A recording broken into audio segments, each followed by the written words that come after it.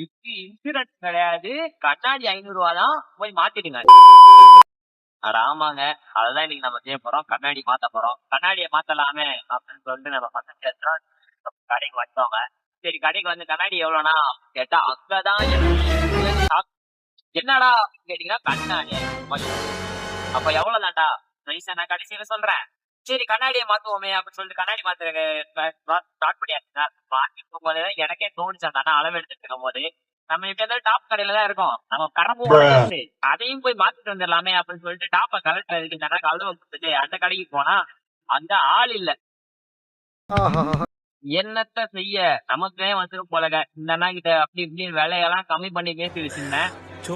அந்த அண்ணா கிட்ட சொல்லிட்டேன் அடுத்த நாள் வந்தாலும் இதே வேலை தானே போடுவீங்க அப்படி நீ வாட்ட அண்ணன் பாத்துக்கிறா சொல்லிட்டு அந்த அண்ணா பக்காவா கண்ணாடி எல்லாம் தட்டிக்கிட்டு ஏதோ மிஷின் எல்லாம் வச்சு கண்ணாடி நீட்டா கட் பண்ணி க்ளீனிங் எல்லாம் போட்டு பக்காவா கண்ணாடியை உட்கார வச்சுட்டாருங்க.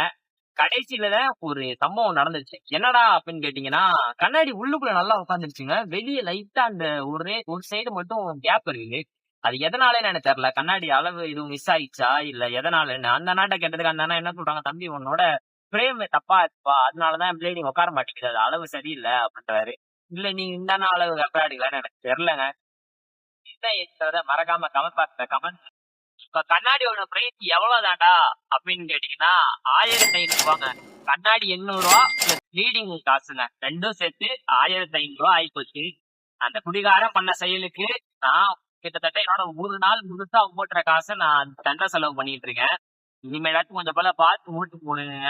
ஓயமாக்குள்ளேயே வந்து பாத்தீங்கன்னா 500 மீட்டருக்கு ஒருக்க ஒயிட் ஷாப் இருந்துச்சுன்னா இந்த மாதிரி நாளைக்கு எனக்கு நடந்தது உங்களுக்கு நடக்கிறதுக்கு சான்சஸ் அதிகமா இருக்கு. இந்த தடவை பார்த்து ஓட்டு போடுங்க. அவங்க ஒயிட் ஷாப்ப ஃபுல்லா மூடலனாலும் பரவாயில்ல, அட்லாஸ்ட் கம்மி பண்ணாலாச்சும் நல்லா இருக்குங்க. உங்களுக்கு வேணும்னா சொல்லுங்க. இந்த ஓயமார்க்குள்ள எத்தனை ஒயிட் ஷாப் இருக்குன்றத நான் உங்களுக்காக கவுண்ட் பண்ணி சொல்றேங்க. மறக்காம என்ன ஏதுன்றத கமெண்ட் பாக்ஸ்ல கமெண்ட் பண்ணுங்க.